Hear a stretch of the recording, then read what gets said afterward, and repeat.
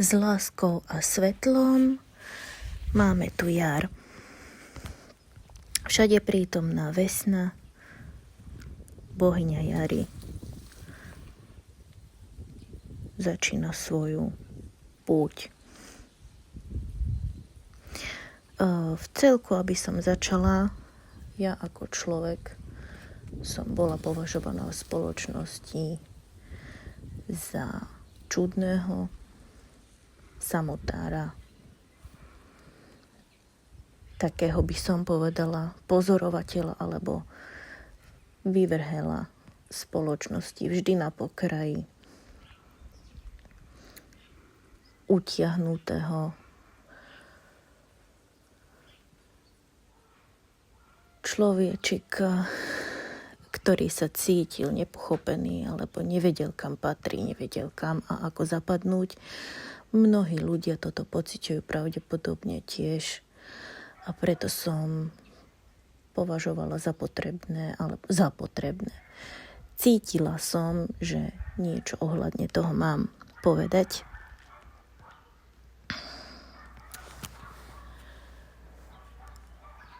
Ako malička som cez srdce začala komunikovať s archanielmi. Konkrétne sa mi prihovoril archaniel Gabriel. To už vie len on prečo. Telepaticky cez srdce som počula, ako so mnou komunikuje.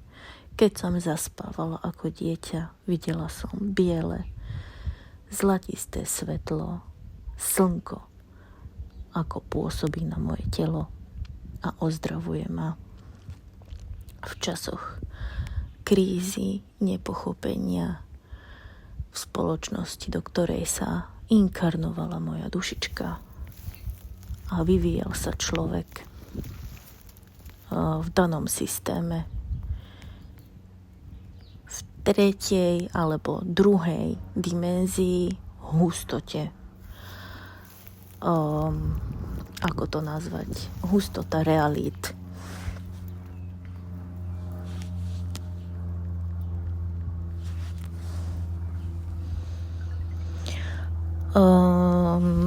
Zmeny, ktoré nastali po roku 2012, je možnosť vidieť na slnku, pretože zmenilo svoje žiarenie, farbu svojho žiarenia je veľké, je zlaté, je diamantové. Pôsobením fotónového svetla priamo z centrálneho galaktického stredu, a teda Boha, nášho jediného zdroja, prúdi stále väčšie svetlo na Zem cez slnko. Vzhľadom na to, že už Zem prešla tzv. Temným obdobím, ktoré sa datuje približne 13 000 rokov od posledného pádu Egypta, predtým Atlantídy,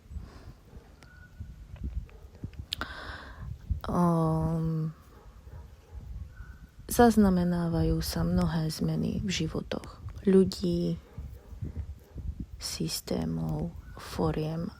Bohužiaľ, veľa ľudí zomiera následkom veľkých zmien a nepochopenia. V hrubohmotnom svete ťažko povedať a ťažko vysvetliť, ťažko sa adaptovať na zmeny, ktoré nastávajú, pretože slovo zdravotníctvo je pojem, do ktorého nemožno zasiahnuť, alebo nemožno človeku povedať, riadte sa týmto alebo takto, pretože každý si povie, že choroby je nutné liečiť tak, ako je stanovené. Lenže každá choroba ako taká je príznakom tzv. Transformácie alebo transmutácie ľudského tela ako formy. A teraz, čo znamená slovo transformácia? Forma znamená ľudské telo. Keď sa duša inkarnuje a teda zostúpi do tela matky, tak toto chápem ja. Cez seba, cez svoje srdce, cez channeling. Ešte stále sa formujem na tzv. 6D telo. Mám veľa zábleskov, som v transformačnom procese, moje telo stále transmutuje, otvára sa vyššie vedomie.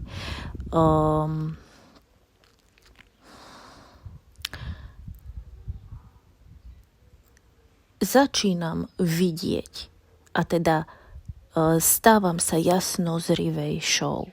Otvára sa tzv. Tretie oko, čo tradičná hrubohmotná medicína nepripúšťa, pre ňu je to vymazené, neexistuje to. To je hrubohmotný svet, na ktorý bol človek nastavený. Ale aby som vysvetlila, ako som načennelovala, alebo ako mi bolo zdelené, alebo ako mi bolo dané vedieť, čo to forma vlastne znamená. Forma je to, keď sa cez telo svojej matky človek narodí a teda inkarnuje sa do tela duša. Duša naberá formu a to je človek. Je to ľudské telo, je to vozidlo, je to chrám, je to domov, v ktorom prebýva duša. A čo sa vlastne v týchto časoch deje v období transformácie? Na pravú mieru je nutné uviesť, čo znamená aj v sankste takzvaný kovový vek, strieborný vek a zlatý vek. Kovový vek je tretia, druhá alebo aj prvá dimézia. Dimézia znamená hustota. Hrubohmotný svet, všetko to, čo vieme chytiť, uchopiť, čoho sa vieme dotknúť, logické myslenie na základe vedeckých dôkazov. Všetko, čo si logická myseľ vysvetľuje a čo svojím spôsobom chápe. To je tých zablokovaných 10% ľudského hrubohmotného myslenia alebo mozgu, z ktorého sa funguje. To je tzv. Reptiliánsky alebo malý mozog cerebellum. Ako sa to učí v hrubohmotnej realite. Ale v tých vyšších realitách sa to chápe ako spracovávanie hada. Hovorí sa tomu, ako to bolo zneužité cirkvou, alebo ako to proste funguje už od pradávnych čias, buď múdry ako had a čistý ako holubica. Sú to všetko vlastnosti toho reptiloida, teda hada. No a transformácia znamená, že v časoch prúdenia vysokého fotónového svetla, vysokofrekvenčného svetla a vysokovibračného svetla Zem naberá na vibrácii, na tzv. Schumannovej rezonancii alebo jej tlkote srdca. Od pádu Atlantídy sa začalo pracovať s planétou nie práve pozitívnym spôsobom. Zneužívala sa jej energia, jej vozidlo, lebo planéta je ako vozidlo, náš domov. Otočila sa zemská os smerom do Abadonu, a teda do čiernej diery alebo do limba. Nečerpala energiu zo zdroja, ale vyťahovala životodarnú energiu nie len z planéty, ale aj z našich tiel, pretože umelým inžinierstvom na človeku sa dialo nielen chémiou v potravinách, chémiou v liekoch, vo vakcínach sa dostávajú do tela, alebo aj kozmetikou sa dostávajú do tela ťažké kovy, tekuté kovy, o ktorých sa veľmi málo hovorí, alebo sa nesmie hovoriť. Ale už ľudia na ceste ku svetlu a k zdroju na to prichádzajú aj sami. čo tým pádom obmedzuje aj ten mozog, aby sa rozvinul do plnohodnotnej formy, ale aj výchovou, školstvom a všetkým, čo je obmedzované. A teda transformácia znamená zmena formy ľudského tela na základe svojej duše. Kedysi po narodení človečika, bábetka, sa vývoj ľudského tela synchronizovane prispôsoboval duši. Duša naberala na intenzite a zosiloval sa jej softvér a tým sa prispôsobovala forma ľudského tela vo vývoji človeka synchronizovane.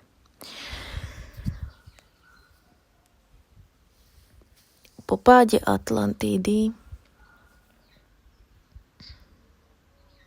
a teda v noci Svaroga, ako to mám správne nazvať a pomenovať, v temnej noci Svaroga alebo v temnej noci Ega, kedy sa uvažuje len z tých 10% ľudského mozgu,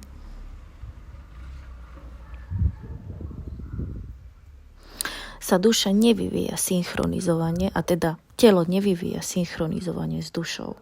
Ste stále malými bábetkami a detičkami vo svojich telách, ktoré strácajú životodarnú energiu svojim životným štýlom, potravinami, chápaním, myslením, spoločnosťou.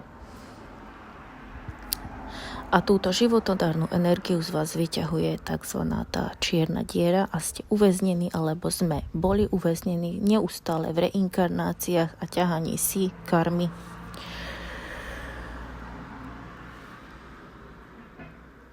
Následkom pôsobenia vysokého fotónového svetla narastajú aj transformačné príznaky, čiže telo by malo nabrať na intenzite a nasať vyšší akáž a silnejší akáž, takzvané výmenu duše za silnejšiu a silnejší softvér, ktorý je schopný pretvoriť ľudské telo na svoju formu vozidlo a zosilniť tým Merkabu. A to je už vec otočenia stromu smrti do stromu života. Tak ako zemská os sa preklápa z čiernej diery do zdroja, tak sa musí preklopiť človek, aby sa napojil naspäť na zdroj a rozvinul svoju Merkabu, svoje energetické pole, tzv. Toroid, do úplnej funkcie alebo základu fungovania. A to je tých základných 12 vlákien ľudského DNA. Prvým je, že sa telo začne očisťovať a začne viacej chápať skrytú temnotu pred ľuďmi. Začne sa zobúdzať. Spracovávanie temnoty vôbec nie je jednoduchý proces. Je to proces, kedy človek naozaj si zaplače nad tým, čo zistí o zemi, o skrytých pravdách pred človekom, ako bol zneužívaný. Stačí, keď si dáte do Google alebo do Google Chrome slovo adrenochrom. Predpokladám, že už tieto informácie až také skrývané nebudú. Nebudem zachádzať do detailov, pre mňa je to tiež dosť veľké spracovávanie tejto temnoty a prijať ju nie je jednoduché. Nikoho tu nechceme ani deprimovať, ani priviesť do zúfalstva, ani do šialenstva, ale musíme to proste tým prejsť, musíme to spracovať, pretože bez temnoty nie je svetlo. Nepohneme sa ďalej, pretože tak či tak, keď človek si svoje vedomie otvára a začne okolo seba všetko živšie vnímať, je to jeho nevylúčiteľnou súčasťou.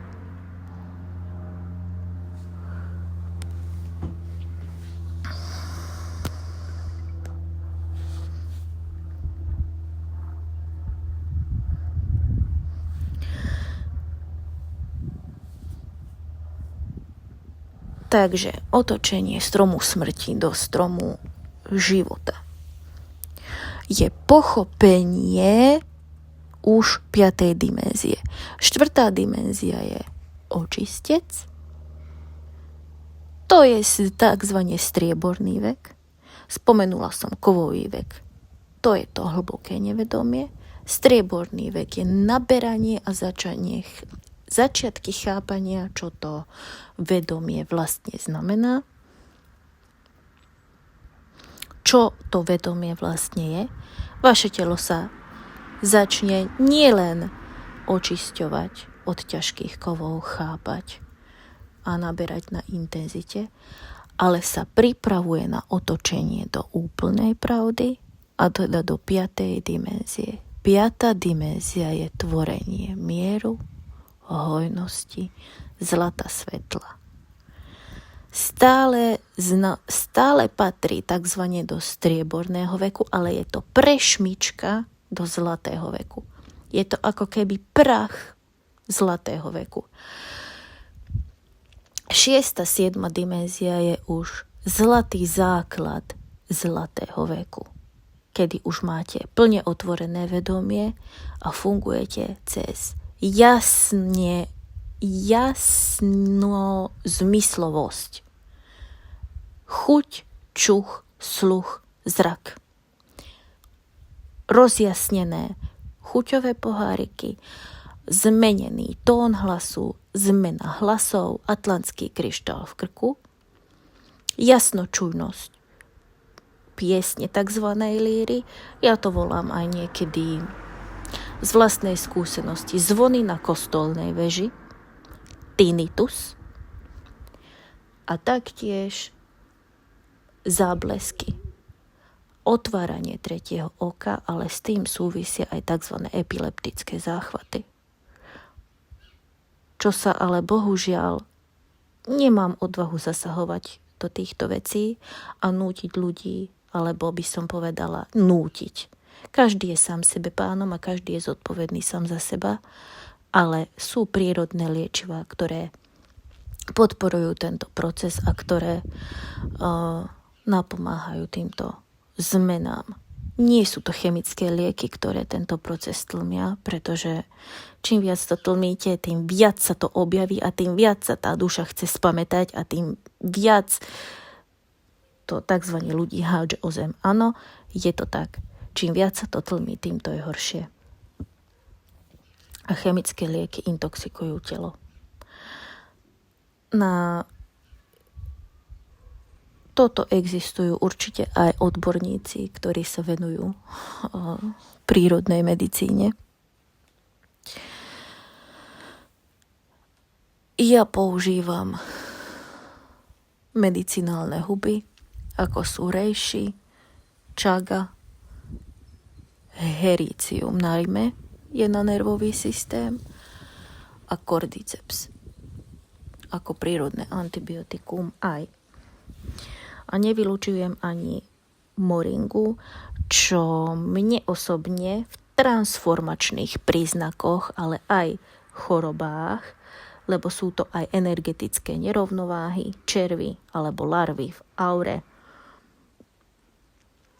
znížená imunita človeka, ktorá sa buduje a preto sa osvetľuje a preto je toľko chrípok, príznakov a rôznych druhov ochorení.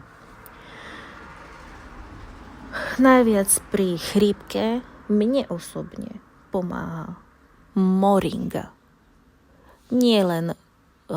Nepomáha len pri zmene krvi, ale zvyšuje imunitu, má veľa vitamínu C a je prírodným antibiotikom pri chrípke. Jej zvýšené dávky pomôžu za 1, 2, možno 3 dní chrípku úplne vyliečiť. No a transmutácia znamená zmeny na bunečnej štruktúre človeka, zmeny na krvi, zmeny na mikrokozme a transformácia je zmeny na makrokozme človeka. Mikrokozmos bunky, makrokozmos forma. To znamená, že vaše bunky, vaše telo mutuje a snaží sa prispôsobiť nielen svetlu a slnečnému žiareniu zo zdroja, ale a chce aktivovať svetelné telo. A to svetelné telo je prispôsobiť sa svojej duši a vteliť silnejší akáž do tela. To, čo nebolo možné synchronizovane od nášho narodenia, sa chce prispôsobiť teraz a vypudiť všetky umeliny, ťažké kovy, mikroplasty, chémiu z tela von. Takže na teraz to bolo všetko, čo som chcela povedať. Možno sa ešte k určitým veciam aj vrátim. A prajem vám pekný zvyšok dňa s láskou a svetlom. S láskou a svetlom.